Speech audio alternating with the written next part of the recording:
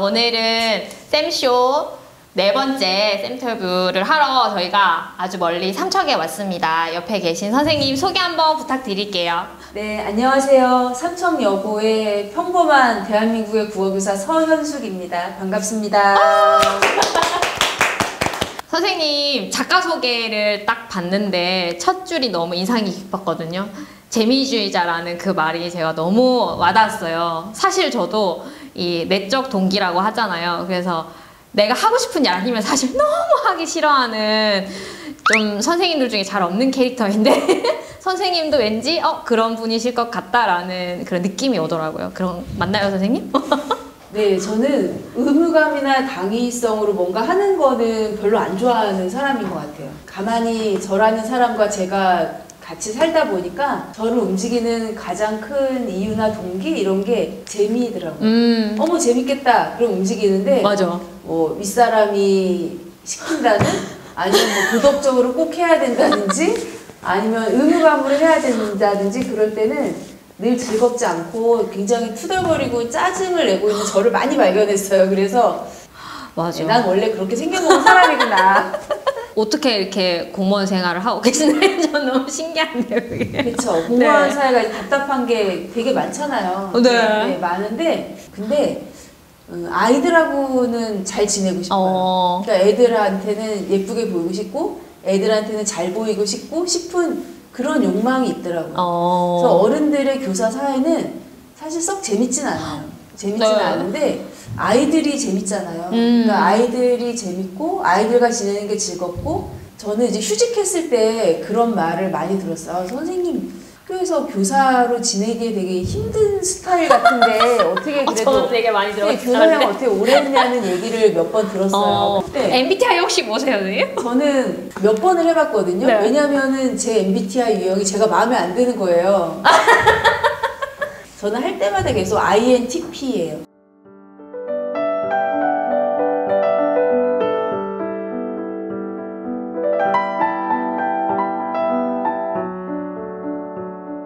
선생님 초임 시절이랑 그다음에 처음에 발령 났을 때 뭐 들었던 느낌이라든지 그래서 어떻게 하다가 정교조 조합원이 되셨는지. 제가 생각할 때 저는 정교조에 가입할 수밖에 없는 사람이었어요. 왜냐하면 제가 고등학교 때 굉장히 존경하고 좋아하는 국어 선생님이 계셨거든요. 네. 제가 대학 다닐 때 정교조 해직 교사 복직 추진위원회 이제 강원 추진위원장인가? 그런 거를 다른 선생님, 해직된 선생님들을 복직시켜주는 걸 추진하시다 본인이 해직이 되신 분이었거든요. 그래서 네, 그 선생님을 이제 많이 존경하고 따랐어요. 이제 첫 발령 학교에서 같이 근무했던 선배 교사님이 계셨어요. 그 이후에도 인연이 계속 이어져 지금까지도 인연이 이어지는 존경하는 선배 교사님이셨는데 그 선생님이 복도에서 만나는데 저한테 서 선생 정교조에 가입하지 않는 별다른 이유가 있어요? 그리고 저한테 물어보시더라고요. 그래서 안녕? 그랬어요. 그러면은 가입하는 거 어때요? 그래서 네? 그리고 가입했어요. 이렇게 쉽게? 네. 제 생각에는 어차피 가입할 수밖에 없는 사람이었는데 더 아름답잖아요. 선배 교사가 가입하는 거 어때? 그래서 네. 정교조를 해서 좋았다 아니면은 뭐 정교조를 하니까 그래도 후배들한테 이렇게 하려고 했다 뭐 이렇게 느끼신 적 혹시 생각나는 거 있으실까요? 그러니까 정교조 교사라는 건 든든함이었던 것 같아요. 또 뭐 지내면서 되게 힘든 일, 뭐 어려운 일 있을 때 그때 늘 같이 옆에 계셨던 분들이 사실 정교조 선생님들이었어요. 근데 제가 과목이 국어잖아요. 네. 근데 학교 도서관과 인연이 닿아서 도서관 리모델링 이런 환경 개선을 한 5번 정도 했어요. 이제 같이 근무하는 도서관 담당 선생님들 만나서 독서 모임하고 이러면서 정말 학교 도서관과 독서 교육이 제 마음에 불을 딱 붙였어요. 진짜로. 불을 딱 붙여서 그 당시 학교 도서관이 폐가식에 완전 살인사건 일어나도 아무도 모를 것 같은 도서관이었거든요.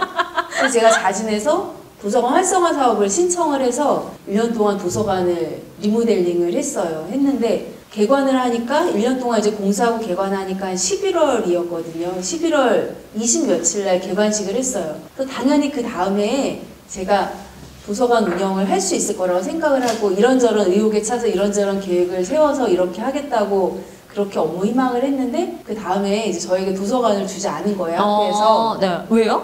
그러니까 지금 생각하면 도서관에 대한 마인드가 관리자들이 없었던 것 같아요. 그냥 이미 다 만들어졌으니까 그냥 뭐 이제는 책이나 빌려주면 되겠지라고 다양하게 쓰는 네. 거에 대해서는 별로. 네, 그래서 이제 저를 다른 데다가 이제 배치를 한 거예요. 학생부 이런 데다가. 처음엔 이분들이 잘 모르나 보다 싶어가지고 이제 교감 교장 선생님 찾아가서 제가 이렇게 도서관 운영 잘하고 독서회 한번 잘해보고 싶다. 업무 분장 끝났는데요? 업무 분장 이제 발표했는데 네, 다시 네. 하고 싶다. 네. 이렇게 얘기했더니 이제 이분들은 우리는 선생님이 그런 줄 몰랐다가 아니다. 그냥 학교에서 한대를 해라. 여기는 선생님 가정집이 아니다.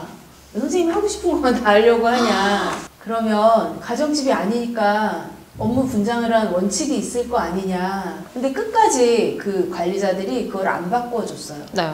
그러니까 업무 분장을 굉장히 비민주적으로 했던 거죠. 맞아. 그래서 맞아. 조금 그때 이제 학교를 상대로 이의적일 하고 이제 업무를 제가 받아들이질 않았어요. 제가 배치된 교무실에 제가 한 일주일인가 열흘인가를 안 갔어요. 안 가고 제 인생에서 사실 그때가 되게 시련기였는데 그때 전교조 강원지부에서 많이 응원을 해줬고 네, 많이 힘을 실어줬고 또 학교의 정교조 선생님들이 정말 옆에서 많이 격려를 해줬고 네. 그래서 이제 도서관 열쇠 제가 갖고 왔죠. 와 승리하셨네. 와.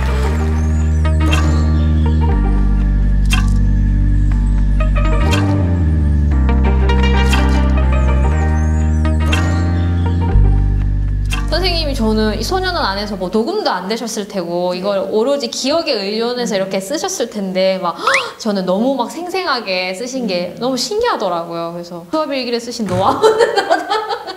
네, 특별한 노하우는 사실 없어요. 제가 되게 무계획적인 사람이거든요. 저도. 그래서 저는 살면서 심지어 방학 계획도 세워본 적이 없어요. 그 수업에서 생긴 여러 가지 희도애락을 나눌 동료가 없었어요. 맞아. 그걸 배 선생님하고 나누는 게 되게 학교는 그걸 되게 맞아. 애들 흉도 보고 막 그렇죠. 칭찬도 하고 그런 공감대를 형성을 하잖아요. 근데 소년원도 이제 수업 끝나면 바로 나오고 이러니까 그렇죠. 네, 그래서 일단은 이 일이 생각보다 외로웠어요. 그래서 페이스북에다가 이제 수업일기를 계속 썼는데 의외로 페이스북 친구들이 되게 많이 관심을 가져지고 또 응원을 하고 막 칭찬과 격려를 막 해줬어요. 댓글로.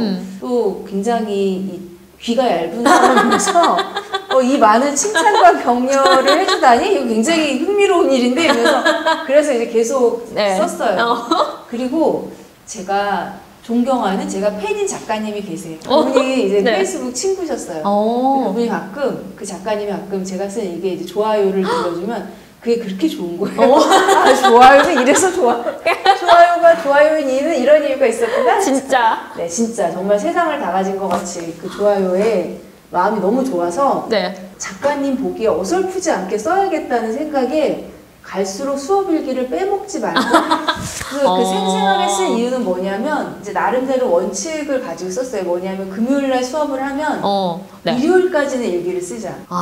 빨리. 왜냐하면 지나가면은 그 당시에 느꼈던 구체적인 감정이나 또 세부적인 세세한 일들을 다 잊어버리더라고요. 그쵸. 그리고 잊어버리기 시작하면 그때부터 나도 이제 쓰기 싫어지니까. 그쵸, 맞아. 그런 게 있었어요.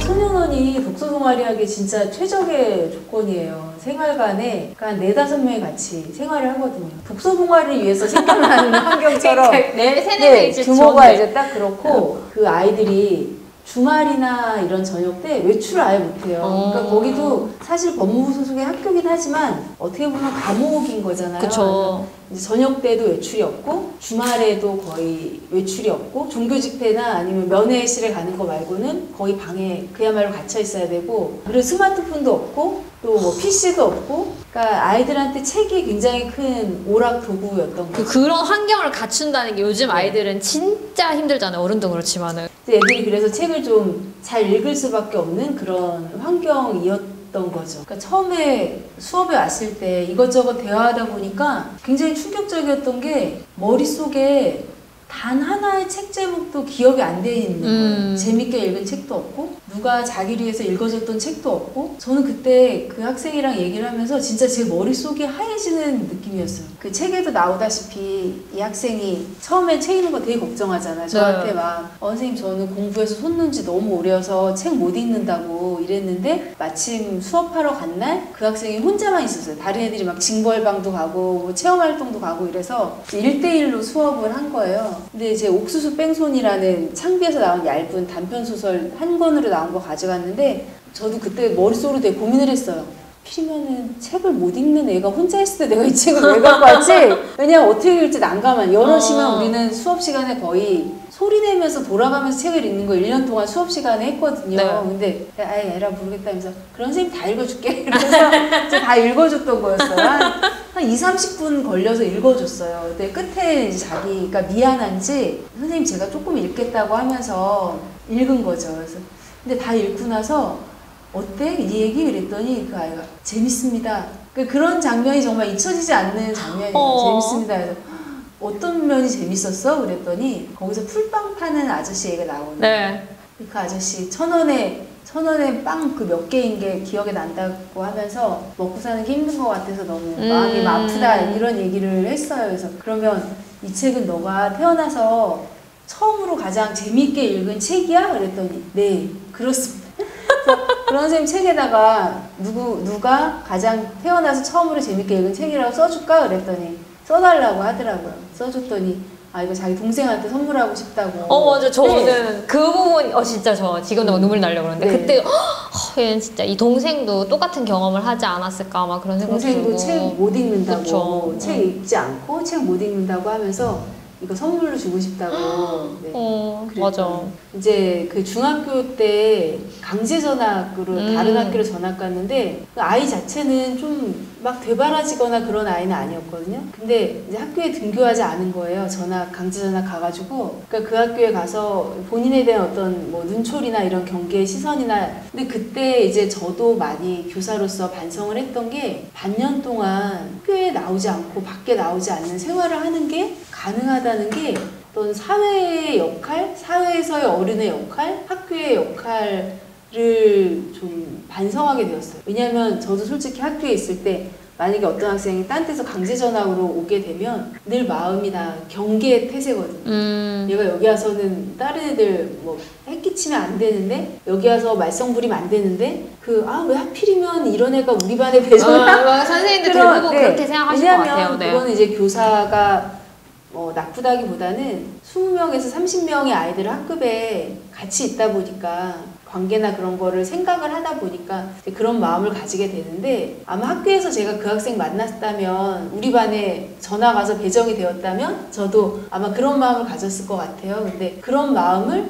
좀 외부자의 시선으로 보게 되었던 것 같아요. 이 교사도 이제 사회의 어른이라고 할 때 사회의 어른의 역할이라는 게 있겠구나. 부모가 이 아이를 미처 먹고 사는 게 힘들어서 돌보지 못할 때 개인적인 여력이 안 돼서 그 아이가 자라도록 책을 읽어주지 못할 때 어떤 문화적인 공백이나 돌봄의 공백이나 집에서 거의 은둔 생활을 하다시피 하는 아이를 세상에 다시 나오게 해서 좀 건강하게 살게 만드는 게 사회의 일이고 그게 사회의 어른의 일이 아닐까?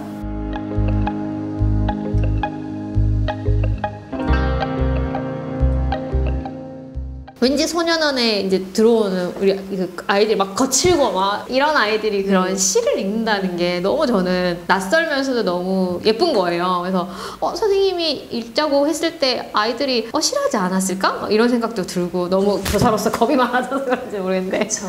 그러니까 애들이 책에서 제 말 잘 듣는 거 되게 신기하지 않으셨어요? 저는 너무 진짜 그게 신기하기도 하고 제 능력이 뛰어나게 느껴지지 않으셨어요? 선생님 보통 사람 아닌데?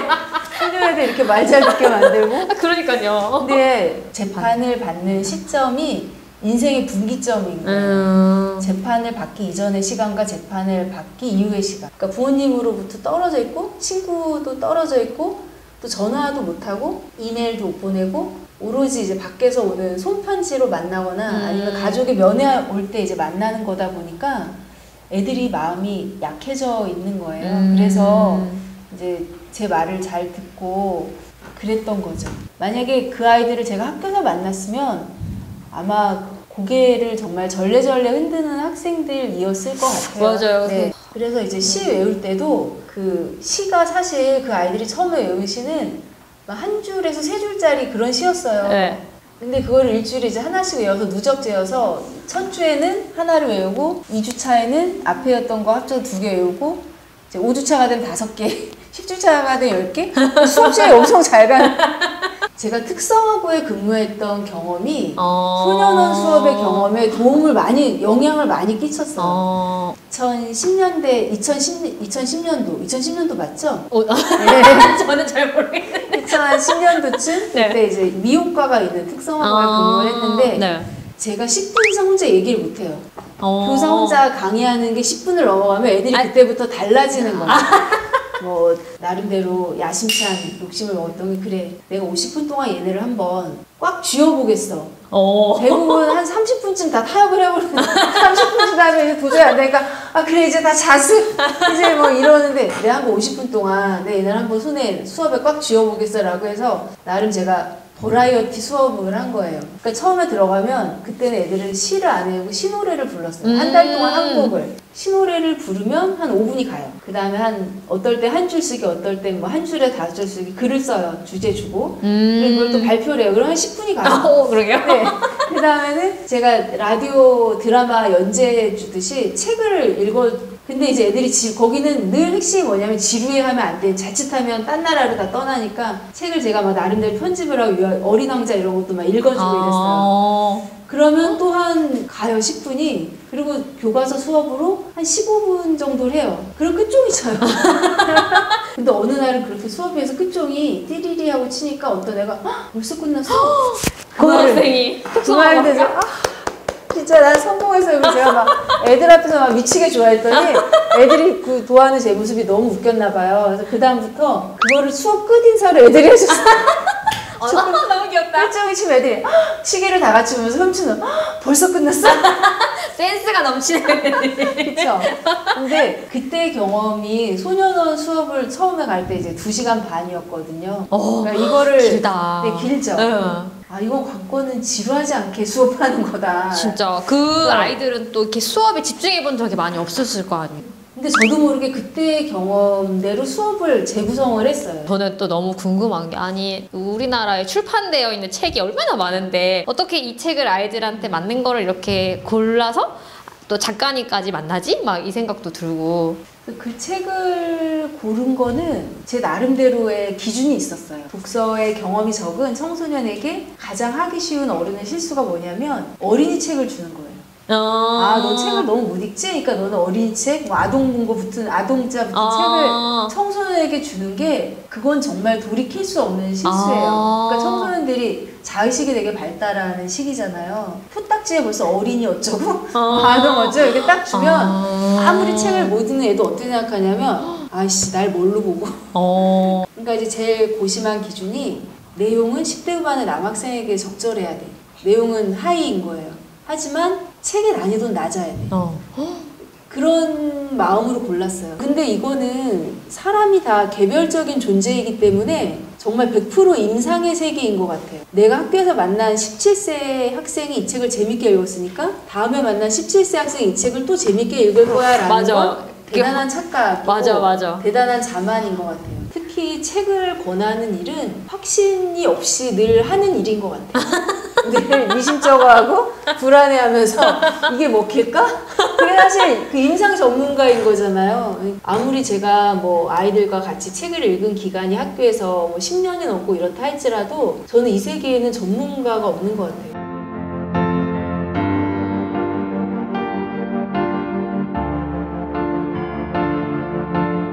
아직 책을 읽지 않은 그런 선생님들이나 이 영상을 보는 젊은 후배 선생님들한테 마지막으로 특별한 말은 아니더라도 해주셨으면 하는. 저는 뭐 후배 교사들에게 좋은 조언을 할 만큼 훌륭한 교사 생활을 하는 선배는 아니에요. INTP잖아요. 남한테 정말 관심이 그래요. 없다. 남한테 별로 관심이 없더라고요. 제가 보면 제가 하는 일에만 주로 관심이 있지. 근데 제가 아까 특성화고 이야기를 드린 이유는 뭐냐면 네. 특성화고 근무가 되게 힘들잖아요. 근데 저는 특성화고에 근무했던 경험이 저한테 좋은 교훈을 주었어요. 일반계 고등학교에서는 해보지 않은 국리. 뭐냐면 아, 이거 어떻게 하면 이거 쉽게 전달할 수 있을까? 어떻게 하면 아이들이 이거 재밌게 배울 수 있을까? 어떻게 하면 내가 애들 지루하지 않게 할까라는 궁리를 진짜 많이 했거든요. 근데 그게 또 그 이후의 교직 생활에도 도움이 많이 됐어요. 아마 지금 이 영상 보는 선생님들 중에 특성화고에 근무하는 젊은 선생님들도 계실 텐데 아마 지금 하는 그 고민과 궁리가 이제 앞으로의 교직 생활에 분명히 도움이 되리라고 저는 생각을 해요. 또 하나는 제가 학교에서 느끼는 건 뭐냐면 아이들이 어른들의 생각보다 훨씬 더 맑고 고다요. 그러니까 학생들에게 해줘야 되는 일이 그거 같아요. 친구들과 좀 협력하는 따뜻함과 편안함과 즐거움을 경험하게 하는 일. 어쩌면 항체를 만들어준 일인 것 같아요. 굉장히 무지막지한 사회에 확 떠밀려 나가기 전에 뭔가 항체를 심어주는 일? 저는 학교에서 교사가 또 사회에서 어른이 해야 되는 일이 아닐까. 제가 생활은 굉장히 보잘것없는데 말을 너무 하려고 지금.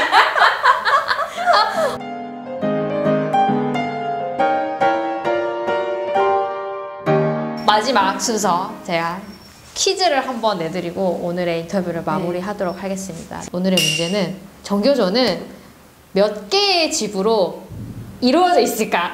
이거 오늘 질문인데 좀 세워봐도 될까요? 선생님 이렇게 3초 안에 자 15개. 아 15개? 네. 자 정답은 네 17개였습니다. 자 선생님 괜찮아요? 선물을 하나 퀴즈를 맞추셔도 선물을 드린답니다. 오 너무 좋아요. 뭐예요 선생님? 핸드메이드 소주잔. 딴 것도 다 핸드메이드 소주잔일 것 같아요. 그쵸? 이러시면 안 돼요. 이러시면 여기에 궁금증을 가지는 분은 거의 없으셨는데 네? 오늘 당장 사용해봐야겠네.